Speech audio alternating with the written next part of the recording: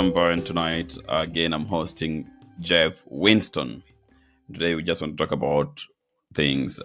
Maybe you can call it politics, or maybe you can say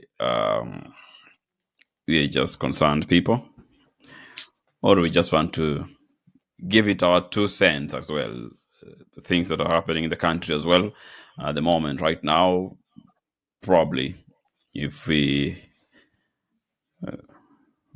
give our inputs, it will maybe help or make us understand better what is going on in the country at the moment. Anyway, to start us off this particular time, I know President Ruto went to the United States. I think that is last week. State visit, and if I can just read a post here by Washington Post. No, not really Washington, but anyway, posted President Joe Biden on Thursday praised Kenya's Ruto for his bold leadership as the White House marked the first state visit to the United States by an African leader in more than 15 years. One that comes as the Nairobi government is sending police to Haiti to help quell gang violence in the Caribbean nation. Anyway, Jeff, welcome to this episode once again. How are you doing? Well, I'm good, Chris. Good to see you. Good to uh, be joining in this morning. Of course, on my end, hit morning. Good to join you in your session again. Today, talking about President Ruto's visit, historical visit, right? Historical visit Hmm. to the White House. Historical because it's been a long time since we had a sitting head of state from Africa visiting the White House, and this comes at a very historical time when, of course, Joe Biden is almost going back to the elections in November. His relationship with Africa has not been that good because in his 4 year term, he's not managed to do any visit to Africa ever since he stepped foot in the White House. So this also comes at a crucial time for him as an appeal, of course, to the African American electorate because his African policy relationship has not been quite impeccable in the first time in office. Of course, the second time in office is also in a bit of a jeopardy. Trump is threatening his successive office for the second term. Of course, Trump Hmm. again is also facing many court cases, up to 35 charges in the New Jersey scandal in the New York court. So Hmm. also gives Biden an opportunity to mend his relations with Africa. Of course, also gives Ruto an opportunity also to rise up on the global stage as a rising Pan-African leader. That also But why comes with Kenya? challenges. Maybe just to cut you short, why Kenya at this particular time? We know that American election is just some few months down the line. But why Kenya at this particular time? Why not any of other African countries? For my own personal view, what I think is because Ruto at the moment is viewed as a rising star in Africa. He's been doing a Mm, lot of shuttle diplomacy across the African states and globally also. And mm, good thing he's a global trotter, so he loses nothing. He loves traveling. So I think for US to extend this olive branch also appeals to, sorry to say, his ego and his love and passion for travel. But mm, now also for US, they benefit because Ruto is a rising star, as I've already mentioned. He's known for his charm offensive towards the West, towards the East. In his last interview, I think was BBC, they asked him mm, why, the other time he was in China, this other time he's in US. So they were asking, your government policy, are you facing East or West? And he mm. was categorically told them, we are neither facing East or West, we are facing forward. So that Trying to play again, safe.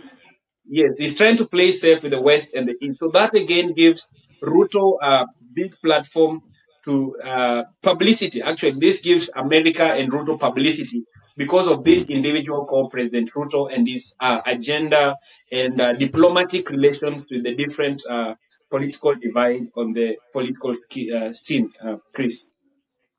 The White House announced that Biden's intention to designate Kenya as a major NATO ally and an acknowledgement of the growing security partnership between the two countries. I'm just trying to read something here.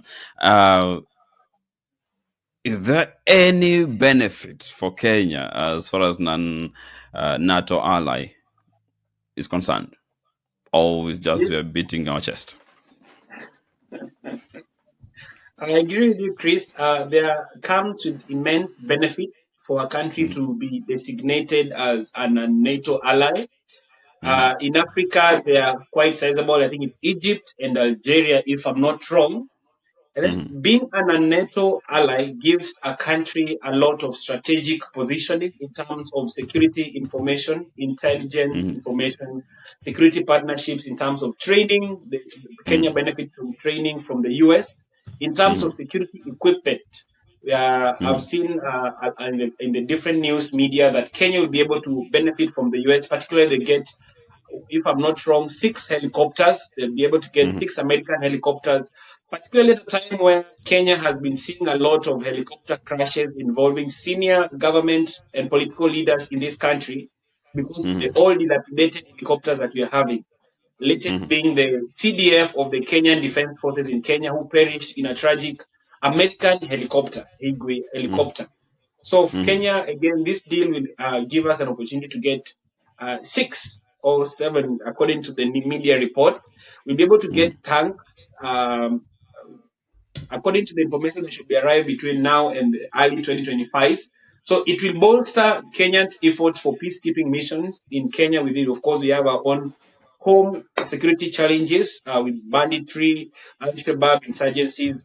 Of course, we also have the Kenyan missions to countries like Congo, countries like Somalia. Ethiopia has been having issues. Kenya has been involved in peacekeeping missions in Ethiopia. And of course, Mm-hmm. now the thorn in the flesh peacekeeping mission in Haiti, which has also become a big issue between Kenya, the president, the opposition, and the Kenyan citizens themselves. And of course, Mm-hmm. many other Haiti citizens in themselves. They don't want Kenyan soldiers, of course, Kenyan police on their ground. So, being a NATO ally will benefit Kenya for security, positioning, and many other things, Chris.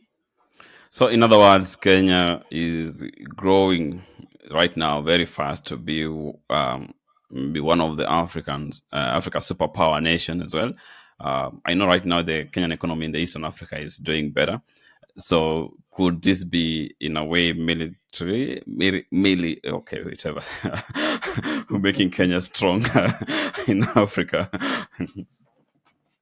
Yes, Chris, being designated as a NATO ally, but let's use an example of countries like Egypt and Algeria that have benefited from the positioning as a NATO ally. Their Mm, military strength and capability has grown stronger over the years, ever since they got that designation. So it mm, bolsters the image of the country, the strength of the military, because now the military will be able to benefit from budget funds from the United States, military training, tactical skills, mm, maneuvers, and all that comes with that package. So it bolsters the image of the country to another level.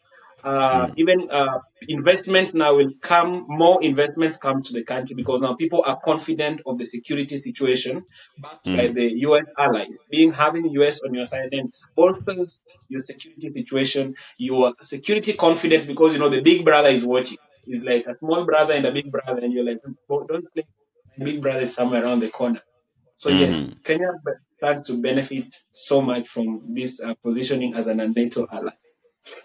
Uh, Before we make a turn towards the maybe the negative effects, maybe for lack of better word. But what are some of the goodies that Kenya has put into her basket at the moment? Right now, what Kenya will really enjoy apart from the NATO, of course, what you have talked about at the moment.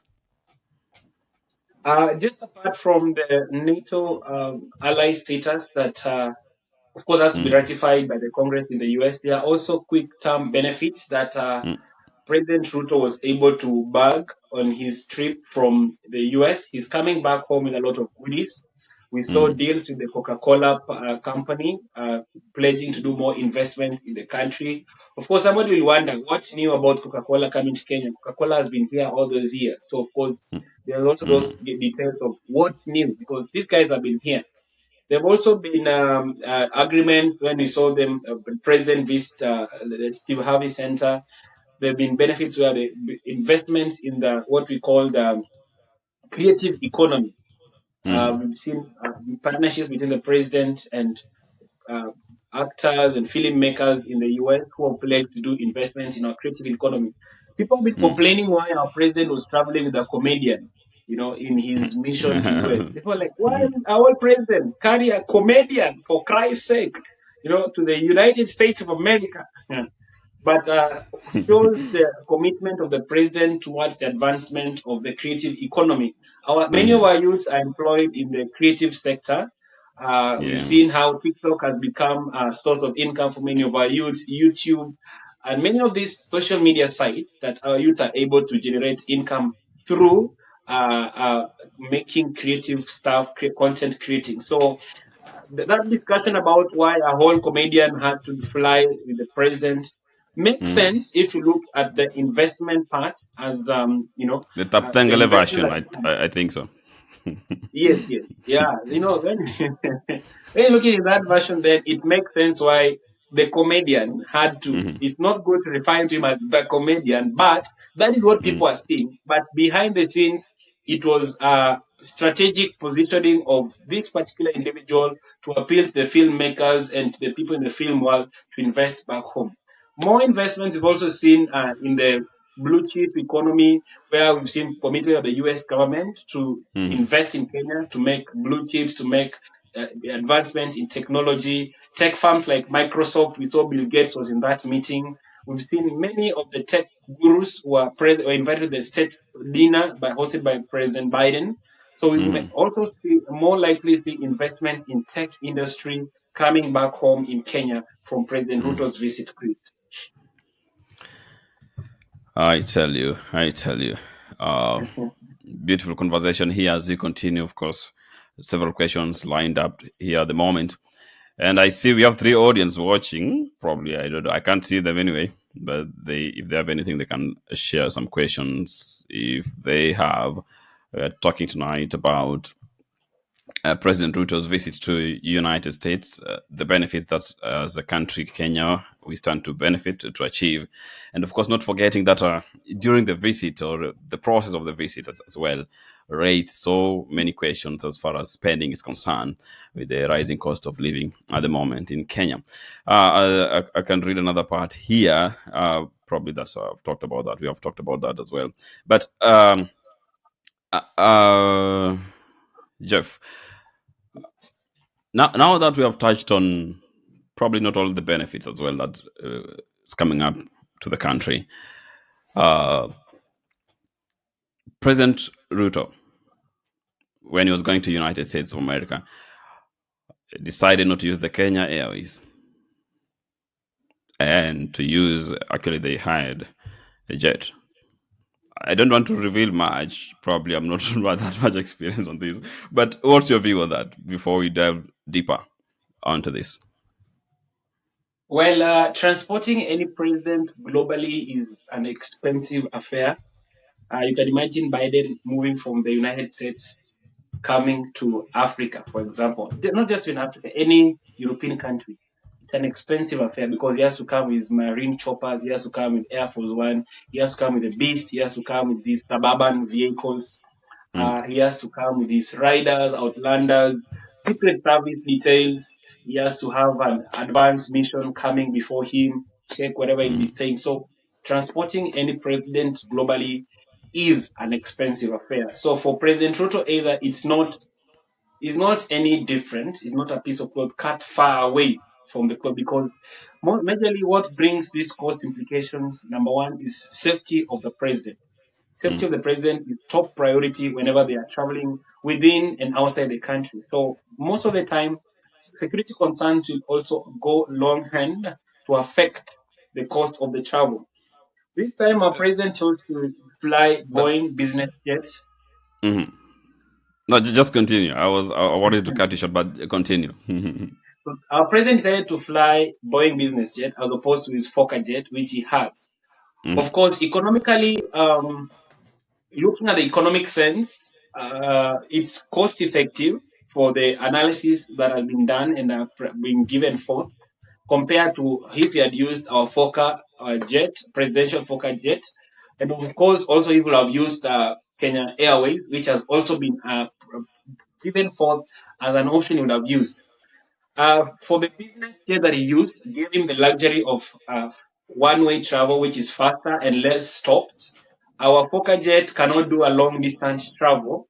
One, because you'll have to connect several stops to refuel and those kind of things. So, economic sense, Mm-hmm. it was somehow, it's not cheaper. I think the right one would be affordable because money used was around 200 million estimated for the entire time he was flying. If my Mm-hmm. math is right, it cost Mm-hmm. him around 200 million shillings, if I'm not wrong. So, economic sense, if you look at it, it's not cheap, it's affordable because of the cost involved in if you have gone with these Fokker jets. But Travel, don't you stop. think this is a kind of a probably giving Kenya Airways a vote of no confidence if your president cannot really use you? I know you've mentioned about probably the Kenya Airways cannot maybe that long distance, but I don't know what kind of plane. Maybe you enlighten me on this. But at one point, I don't know, maybe what when Kenya was able to fly from Kenya to Washington D.C. Thank you. What you said is very important, Chris. Why? Because we have direct flights to Washington, Mm, Kenya Airways. It's a bad image for the president not to embrace our national carrier, Kenya mm, Airways, which we market as the sky, the dream. It's called the pride of Africa. mm, Despite the implications, then he would, as a patriotic Kenyan, embrace the pride of Africa.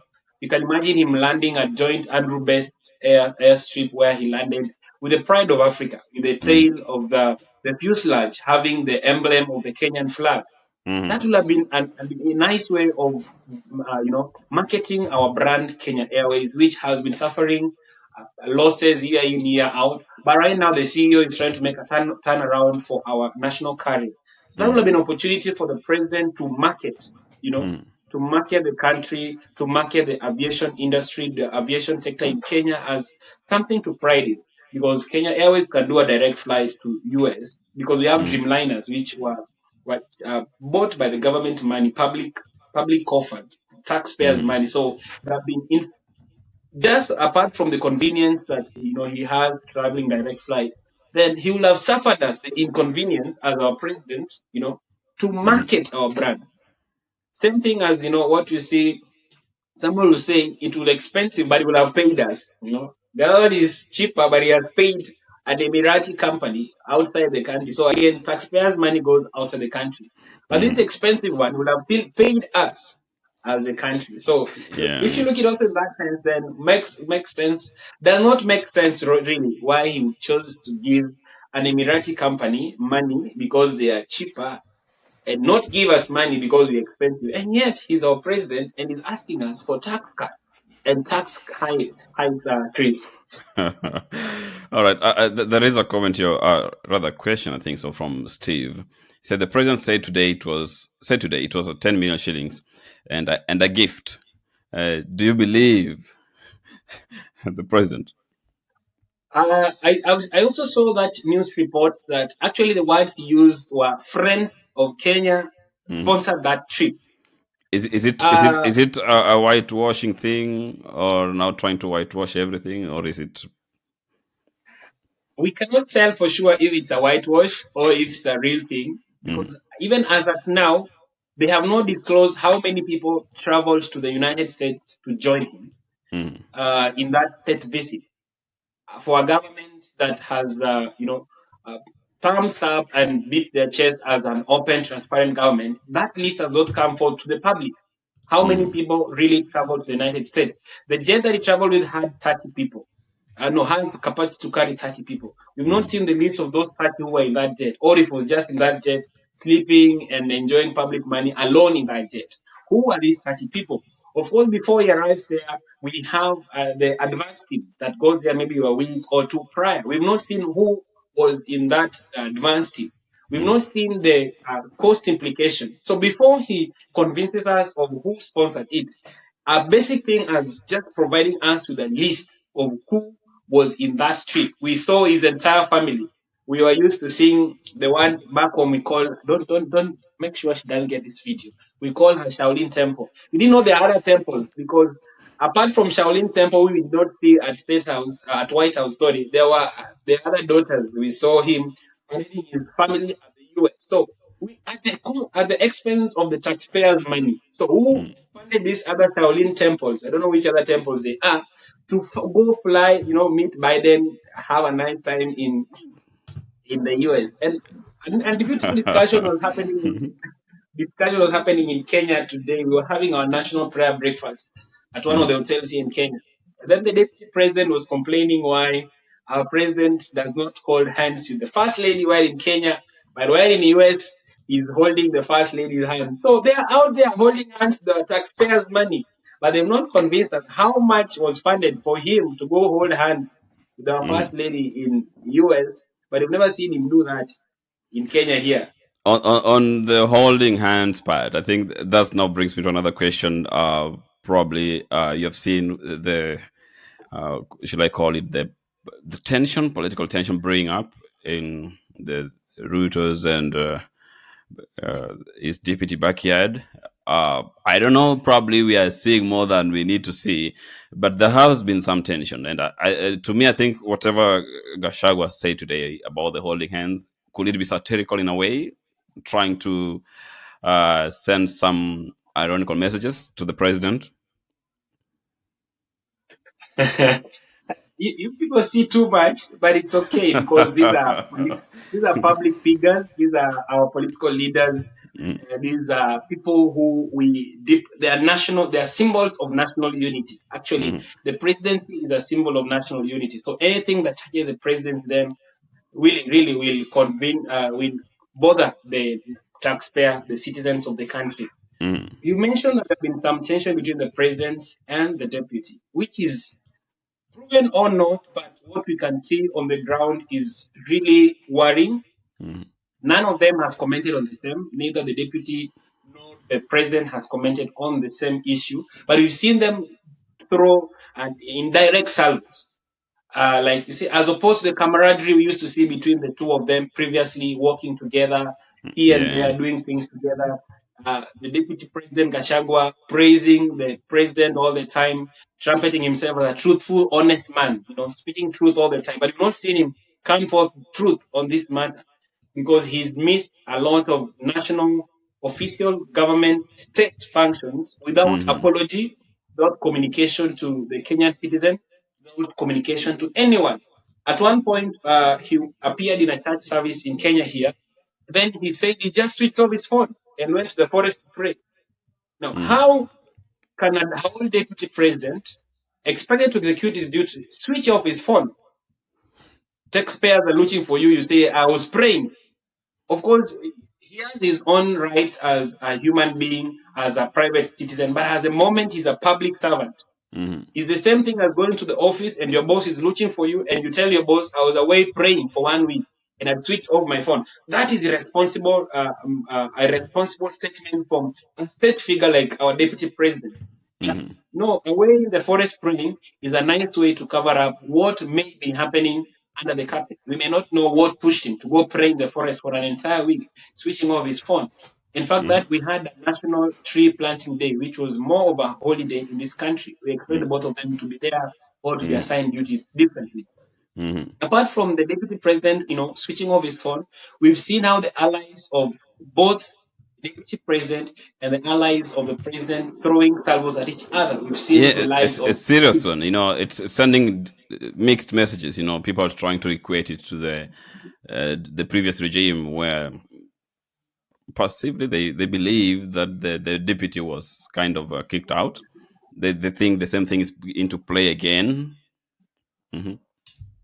Yes, you see, for our godly president and his godly deputy and this prayerful government, now to look like now they are a drunkard, they consider the previous regime as a government of drunkards. Now, for this godly president, a godly deputy, prayerful Mm. government to behave like the drunk previous regime then begs a lot of questions. We've seen how Absolutely. the Nairobi governor yesterday attacked the deputy president in a way that is so unprofessional because you don't talk like that to your superior or your boss. The deputy president is boss. But they've Mm. gone to a point where they dress down each other in the glare of the public. And we saw how supporters of the Nairobi governor were cheering him on, and they're supposed to be members of the national UDA party, which is the governing party. And we're Mm. cheering on the governor as he was throwing, jibes and throwing attacks at the deputy president. We've seen how allies of President Ruto in the Rift Valley part of our country are also throwing attacks at our deputy president. We've seen how Oscar Sudi, the member of parliament for Kapseret, how Yeah. he's also throwing unkind words and pleasant words to our deputy president. Back Mm. home in the deputy president's backyard, his own brother Mtai Kahiga, the governor for Nyeri, has also come out full fire, ready to eat anyone in the street, anybody who touches the deputy president, Mm. and saying words like "come and buy and buy." Those are insightful words, especially in Yeah. a country where ethnicity divides us deep down the line, where ethnicity becomes where blood is thicker than water, but now ethnicity is thicker than blood itself in our country, where people now Absolutely. are willing to do anything on the basis of ethnicity. Mm. But unfortunately, the two principals have done nothing to quell the tensions. We saw the other day Hussein Mohammed, the spokesperson for the presidency, when was asked by the media to comment on the issue, he referred the media back to the deputy president. If it's something that does not have an issue, as the spokesperson of the president, he should have just come out categorically and stated that there is nothing happening. Why Mm. send the media back to the deputy president? It's as if they are shifting goalposts and shifting blames. Like, ask that guy. He's the one who's complaining. So please, uh, that holding hands comment, I agree with you, maybe more than meets the eye. Maybe he's telling the president, you're holding hands outside there, but deep down here, there's no one you can hold hands with. Anyway, will UDA remain intact until 2027? That's for you to decide, viewers. Anyway, we are continuing on with this discussion here. We are trying to look at the President Ruto's visit to the United States of America. The state visit received uh, one of the African president to receive such kind of visit in the last 15 years. And Jeff Winston we are trying to dissect this into pieces and to make you understand. And I can see Stephen say, Jeff, you are so knowledgeable in Kenyan politics. I put it in the making. Uh, Jeff, you can say hi to Steve. Uh, Steve, I greet you. I pass my salute to you. I hope you're well over there in Melbourne, if I'm not wrong. But I Mhm, tell you, in Kenya, politics is brewing every single day. Things mhm, change. mhm, And no, there are no friends forever in Kenyan politics. There are no enemies forever in Kenyan politics. It's only mhm, this country where we've seen an opposition leader being supported by the government and the deputy president being sidelined by the government. And then again, the opposition leader losing elections, then coming back into the government into the to fund government. his trip. Yes, China is in the government. They are funding his trips globally to do a campaign for another, global position. So it's a country where politics is deeply woven into our fabric. Like it's a funny state to be in, where nothing stays permanent forever. A single Mm, minute in Kenya changes a lot of dynamics. Yeah. mm. I tell you. I tell you.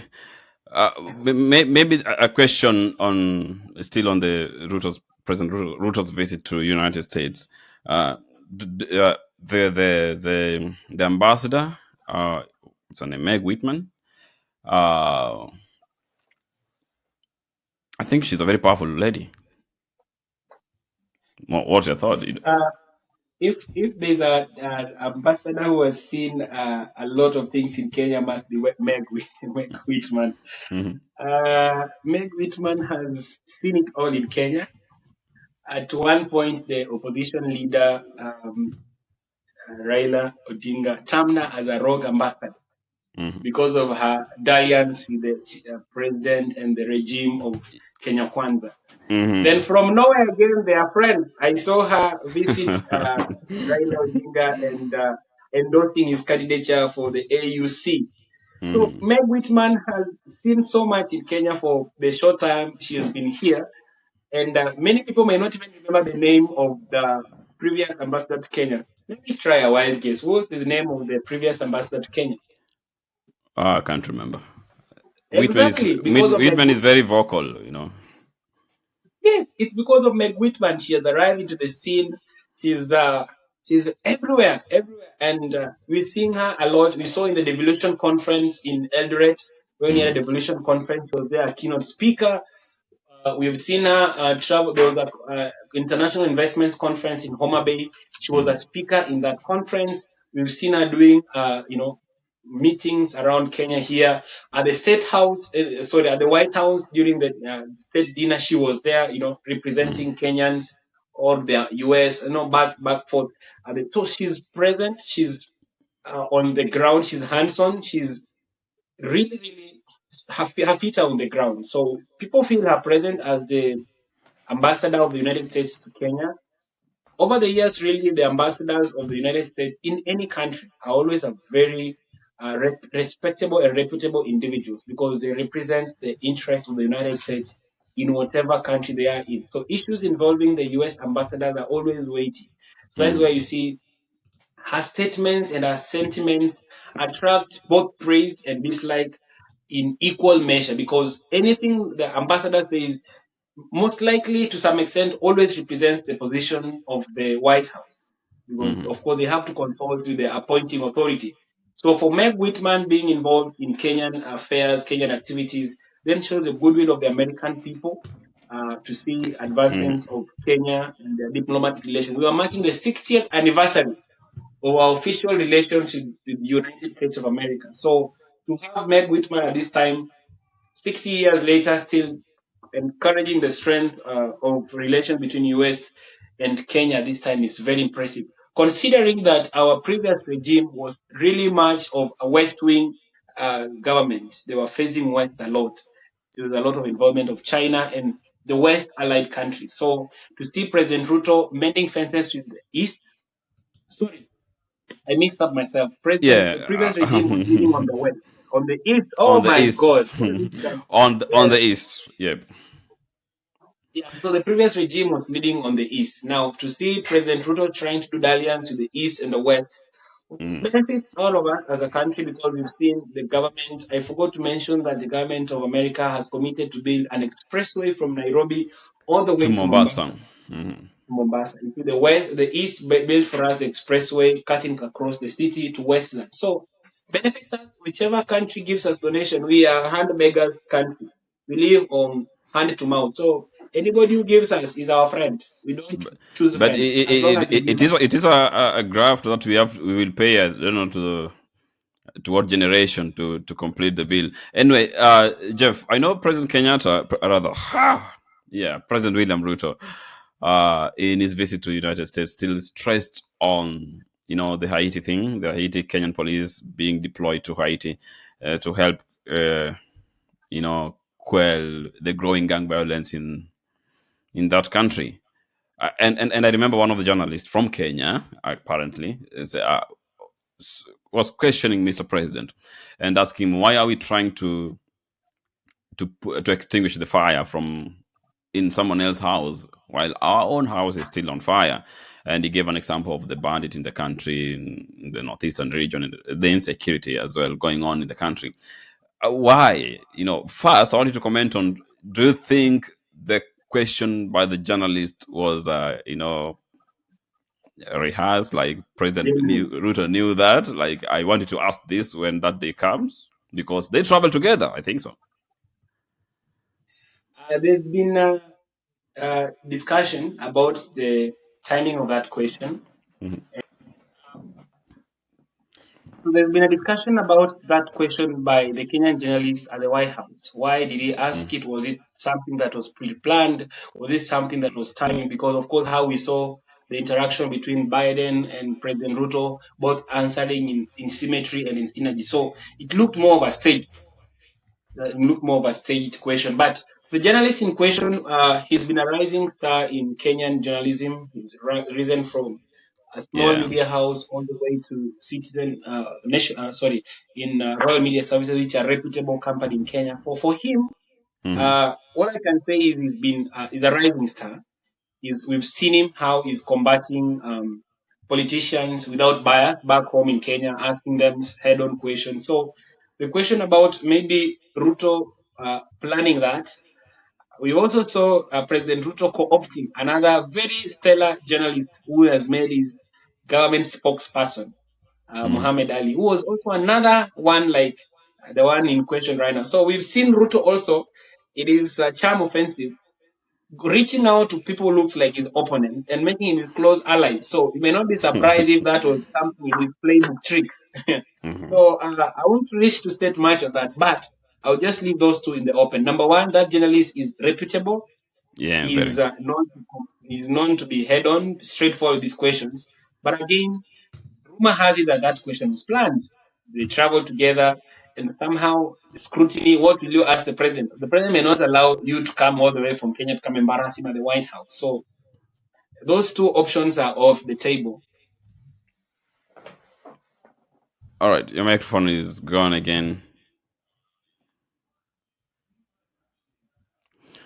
Is someone trying to call you? So someone is trying to call you. Probably they're seeing you already. They're trying to confirm whether Yes, this I'm thing back. is real. Okay, continue. I'm back now. So let's leave it up in the wind. That let's hope it was not planned. Let's just say he was doing the Yeah. Lord's work, keeping the government in Mm-hmm. check. Mm-hmm. Haiti.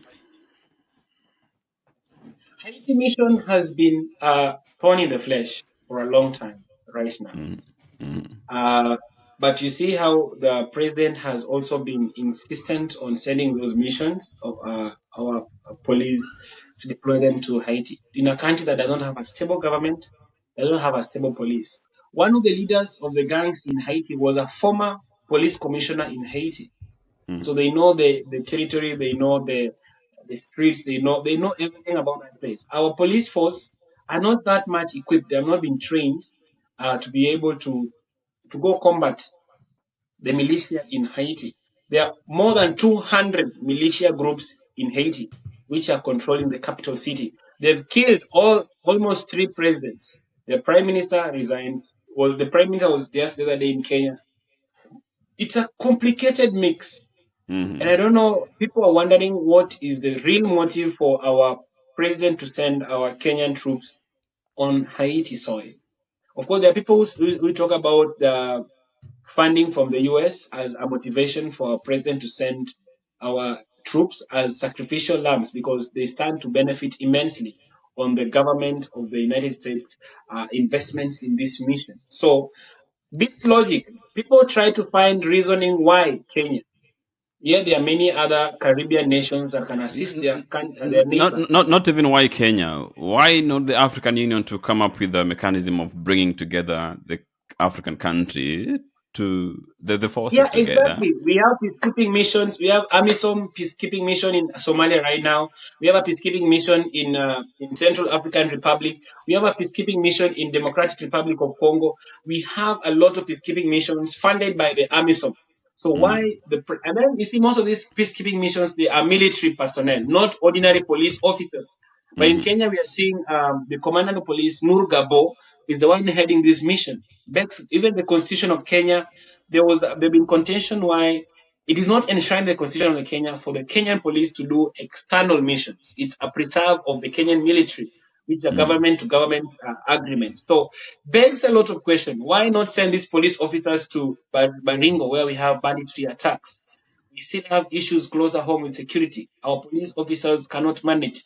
We had recent maandamanos in Kenya. Monday maandamano, Tuesday maandamano, Wednesday maandamano.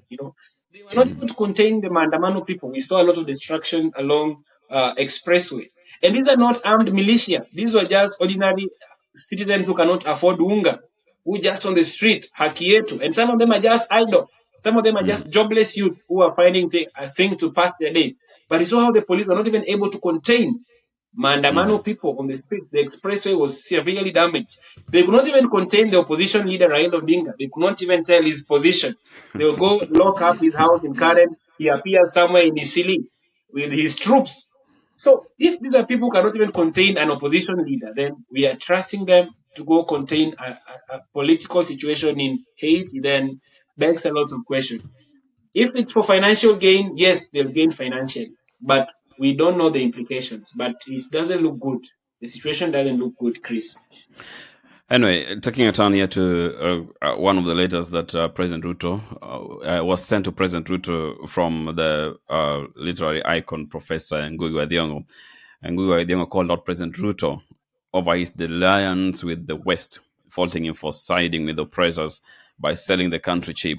In a stinging open letter, I'm trying to read something here, open letter to President Ruto, Thiong'o described images of Ruto's recent visits to the United States as a very disturbing, saying the president had chosen to betray the African pride and become the agent of the West. Are you agreeing with his sentiments, or probably Ngugi wa Thiong'o? I don't know why he sent my own sentiments. Why did he send the letter to Ruto? He didn't send the letter when President Kenyatta went to the United States. I never heard whether he sent the letter to Mike Kibaki. Why Ruto? Do you think Ruto is doing something Uh, different? I think President Ruto is finding himself in a tricky position. Initially, at the start of his term, he had positioned himself as someone who champions the rights of Africa. He was Mm. trying to give the Pan African look. And then all of a sudden, now we are seeing him as a more of a Facing the puppet of west. the West. Yes, No, no, now the no West longer, are. no longer facing the mountain. Now facing the west. Yes, he's no longer because at the start of his regime, we saw him how he was there at the AU giving beautiful speeches about Africa, blah blah blah. But that has changed. The script has changed. Right now, we are seeing how the West are embracing him. How US is actually not Donald Trump. Sorry, the President Biden called him. I think at the start of his tenure, you see that dalliance, you see that camaraderie between Ruto and the West, as opposed to many African states who oppose such relations, Mm. particularly on trade and investment. We've seen an imbalance in the trade. They exploit African states. We see the situation in Congo, really much endowed with national resources. Somebody was being asked about a Tesla. What is a Tesla in Congo? And they were like, I don't know what's a Tesla, but Tesla gets a lot of graphite and cobalt from Congo to make their Mm. Tesla cars. But you find Mm. somebody in Congo that is not even aware what is a Tesla, you know. So that brings a lot to play why our African leaders back home, they look like they don't like the West. But when they start getting goodies from the West, then they change tune. They start dancing to the tune of the West. So that will explain why Ngugi wa Thiong'o, who is literally been a critic of the West for a very long time in his books, in his literary skills, in his literature, then gives him an opportunity to attack this our present Ruto because of his dalliance with the West. Particularly, even you see that Mhm. issue of Haiti when he's literally selling our own brothers and sisters. I don't even know our sisters will go on, or just our brothers, selling them to the highest bidder. US has offered money. Just look for 1,000 people who are willing to take the sacrifice to go. So for Ngugi wa Thiong'o to come out is speaking the minds of many of our But African leaders. probably maybe we might be thinking that the police probably will be pushed to go. Maybe almost they will get 1,000 and more people willing to go and ready to go. I think for our forces, they are trained to be disciplined. They are trained to take orders. Mm. So this will be more like an order, like you've been sent on a mission. So we don't know how they're prepared, if they're done psychological counseling, they get psychotherapy sessions to prepare them most ahead there. But what I know is our Kenyan defense forces and security personnel, they are trained to take orders. So I don't know if it will be a list of 1,000 people. You get an appointment letter, given given as an assignment. So also comes to play. How will they select who goes? Is it just a random selection? Is it just Mm, an appointment letter? Is it a deployment? You can also get a deployment letter. You cannot oppose because you committed to mm. serve in the Yeah, forces. So, would Utumishi. you have your, yeah, they even call themselves Utumishi kwa wote. I don't know if heat is part of water. So that also begs to They play are brothers. They are why. brothers. Okay, I Yeah. think there are brothers, but Goodluck Akiongo is right to actually in his article. I was just checking his article. He's quoted the president as selling the country cheap Hmm. Hmm. to the highest bidder. Then why just sell? That's like a sellout to the West, at least. And anyway, to my almost second last question. But before you come to this, Steve asked what have you to say in what is happening in South Africa, where ANC is likely to lose the majority, and we have Zuma's new party taking the KZN provinces. But before you come to that, Biden says he's going to come to Kenya probably next year, February. I heard him say that when a journalist issued the question to him and said February next year. But election is coming up. The is also really trumping very well. Is there likelihood that Biden will come back? I think in my opening remarks, I stated that Biden's relationship with Africa has been tragic. It's been a flop. His relationship with Africa, we've not seen him engage so much on Africa. He's not been on his priority list. Uh, his visits, of course, state visits and those kind of things. So coming to Kenya again does not change much of a thing because Ruto has been there. She's been calling President Ruto. They've been having engagements. They have a mission to Haiti with President Ruto, his buddy, Boston Mhm, buddy. They're having mhm, their own friendship things in Haiti. When he was giving the the UNGA summit in New York, the United Nations government authority or heads, whatever, the UNGA summit in New York. The mhm, only thing he could mention about Africa again was President Ruto, if you recall. That was the only thing he could relate with Africa. He was just talking about how President Ruto is nice. President Ruto is sending a team to Haiti. We commend leaders like President Ruto. So he doesn't have so much to give for his term in office about Africa.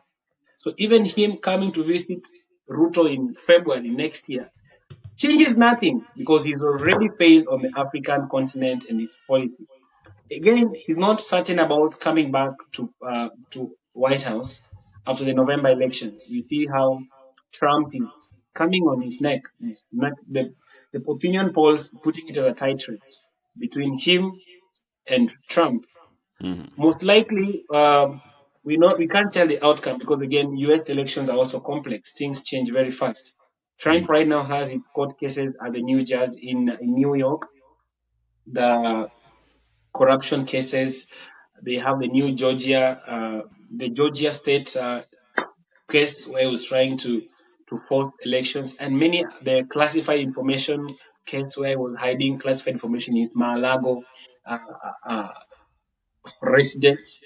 We also have so many cases that are pushing Trump. But again, Trump has been working with his lawyers to drag the cases on so that they mhm, go beyond the election date. Maybe if he gets to win elections, then he can pardon himself. He has a presidential immunity. He can pardon himself from all those cases. So Biden cannot be assured of victory in the November elections. And if he does not get victory, then maybe he comes to Kenya as a private citizen and visit his buddy, bosom buddy, his puppet, his Temitali.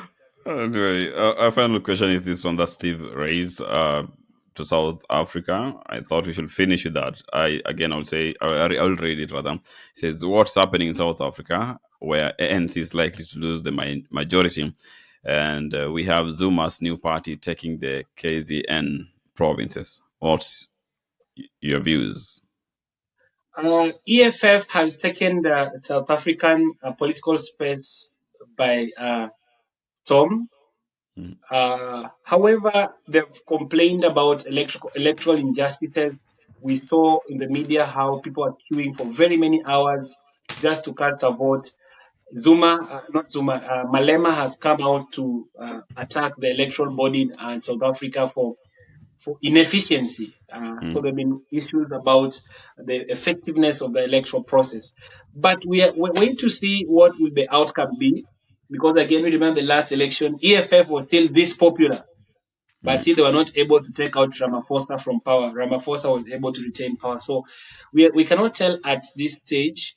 But for them to take KZN, then it's a big signal of what may happen.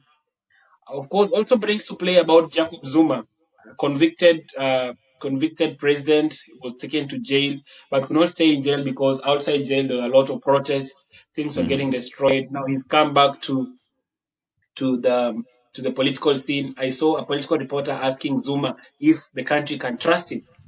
Then he said they trust him beyond that which that people can imagine. So mm, still there's a lot of play, but EFF is threatening the existence of ANC, which has been a dominant party in South Africa for very many years. So at this mm, time, ANC must be facing a lot of pressure from EFF.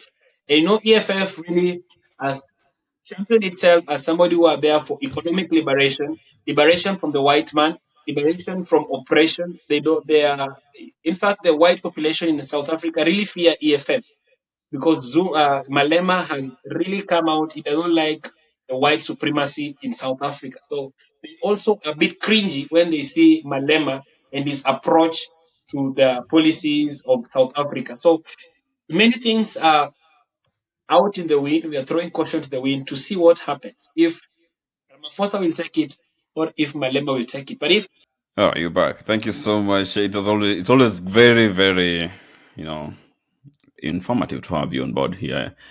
Every time we come live and talk about things that affect us as a country, as a people, as individuals. Um, yeah, I don't know what you say. Whatever you are tuning and watching, whatever you have, you can comment, like, share. We keep the conversation going. My name is Chris Bidamva, and Jeff. I don't know whether you have any parting shot. mine is to welcome all people to Kenya. I think Kenya is a beautiful country. We don't Mm, mind east or west. We face forward. So as yeah. long as you encourage us to move forward, welcome to Kenya. They say it's a magical country, magical Kenya. Karibuni Mm. Kenya. Thank Magical you. country, magical Kenya. Thank you so much. I think that's the best spot to finish this conversation on. Thank you so much for joining us. Thank you indeed. Thank you so much, Mr. Jeff Winston. Thank you indeed. Until next time, we'll be having this. I told you guys that we'll be having this conversation frequently, and it's a good time. It's a good thing to talk about things. Sometimes we might keep them to ourselves, but it's always good to talk about them and enlighten ourselves and update ourselves as well. Thank you so much. Till next time. Bye bye. Thank you, Chris. Last time you didn't tell me when you are taking the cover photo. I hope you did a good one today. You did well. You did well. You did well.